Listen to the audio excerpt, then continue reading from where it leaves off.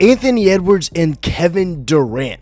That would be an insane duo, but it's looking more and more likely by the day. According to sources, the Minnesota Timberwolves are gaining steam and are looking like the likely candidate that Kevin Durant gets traded to. So now the question becomes, how much do you give up if you're the Wolves? Because you're still trying to build around Ant, and a 37-year-old doesn't really help you over the next 10 years, but he's not the average 37-year-old. He doesn't have quite as many miles on his body as a typical 37-year-old would. We've already seen a little bit of this duo at the Olympics last year with Kevin Durant and Anthony Edwards actually playing a lot of time together because KD was coming back from injury and started to come off the bench. And I mean, they work very well together, as anybody would expect. It's two megastars that can just fill it up at any point in time. Like right here is a great example of what you could be seeing with Ant coming down the middle of the floor and then KD running to the corner. You got to pick your poison here. This is not a good spot to be in for a defense, and ends up going between the legs, getting right to the rim and finishing. But that puts you in a bind. Two all-world scorers coming down the court together, and then you got Ant sitting here in the corner with KD playing out of the pick and roll. Remember, Ant was 43% from three this year off the catch, 40% overall. He is one of the best three-point shooters in the league at this point in his career, and he's also extremely athletic, getting downhill. You pair that with Kevin Durant, the mid-range scoring, the ability to do really anything with the ball in his hands.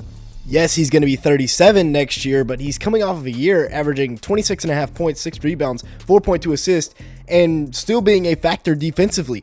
He can still hezzy into that three ball and knock it down with remarkable efficiency. 53% shooting from the field, 43% from beyond the arc for KD. And I mean, he's 6'11 with that 7'5 wingspan. Contesting a jumper from Kevin Durant is virtually impossible. So having that with Anthony Edwards, and then, you know, you got Mike Conley in there, Jaden McDaniels, Rudy Gobert. This would be the lineup if you switched out Kevin Durant for Julius Randle, but they're going to have to be making some more moves, and we'll talk about that in a second, because salary cap wise, well, KD is making $55 million next year. He's going to be a free agent, but still, you have to bring this in, right? His shot selection is ridiculous. He's got insane difficulty on his shots, and yet he's still shooting 53% from the field and 43% from beyond the arc. Bringing another all-world scorer in has to be at the top of Minnesota's wish list this offseason, because they got to take some pressure off of Ant. Remember, he's got 3 years where he played less than 45 games, and then he didn't even play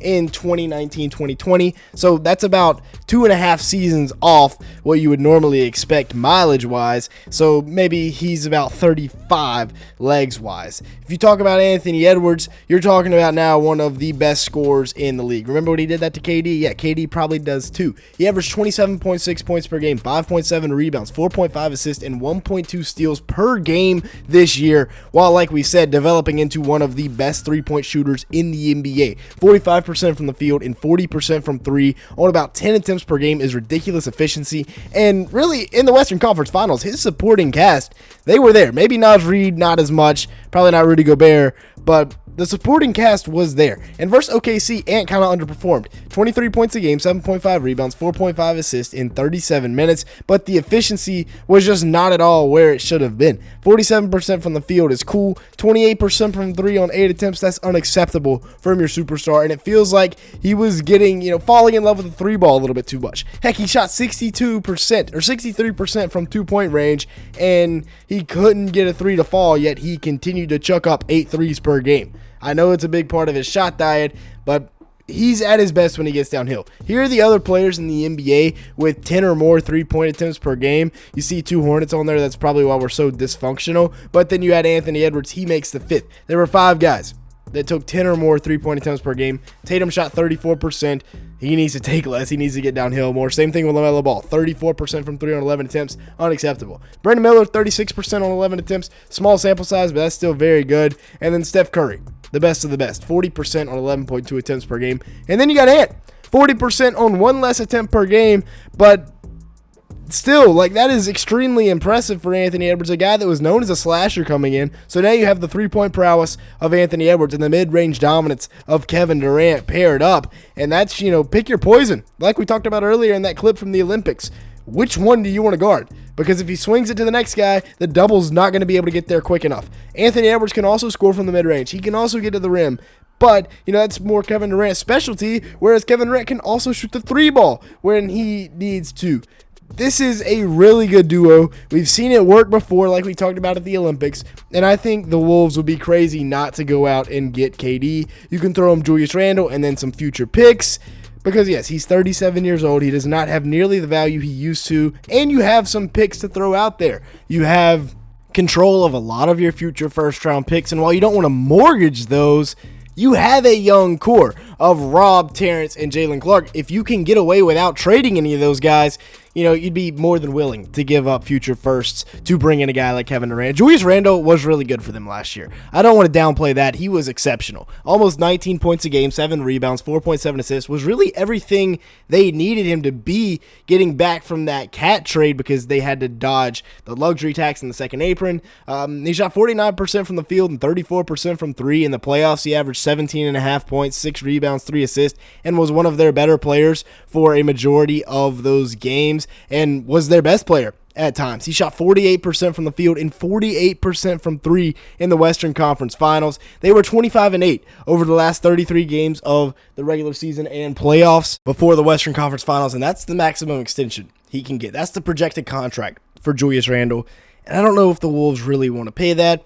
You don't lose him for nothing. You get Kevin Durant back, and I think that'd be the best move you can make with Julius Randle right now. Cost-cutting moves, without Julius Randle and Naz Reid, who have player options, you're looking at about $7 million in cap space, $49 million below the first apron, and $61 million below the second apron.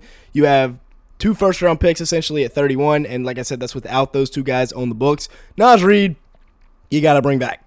There have been pictures of Tim Connolly and Naz Reid in restaurants eating, so either he's getting an extension or there's going to be some sort of sign and trade. He can always opt in and extend. That'd probably be the best move for him because they can offer him more money than really anybody else can on the market. Mike Conley probably has to go, as unfortunate as it is for the old man. In the Western Conference Finals, he gave them nothing in 19 minutes a game, so he's probably on the way out.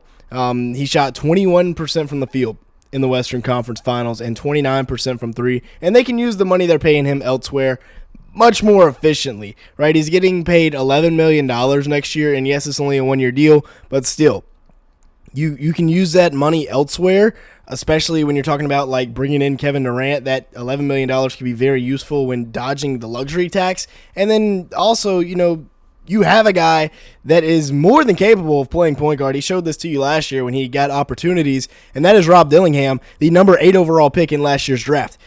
Give him a chance, right? Give him the keys, and playing alongside of Anthony Edwards, that could be a lot of fun to watch. Rudy Gobert, he's on a 3-year, $111 million contract right now, so it could be tough to trade him, but if you can get him off of your books, that'd be fantastic. Yes, he's a phenomenal defender, but in the Western Conference Finals, offensively, he gave you nothing.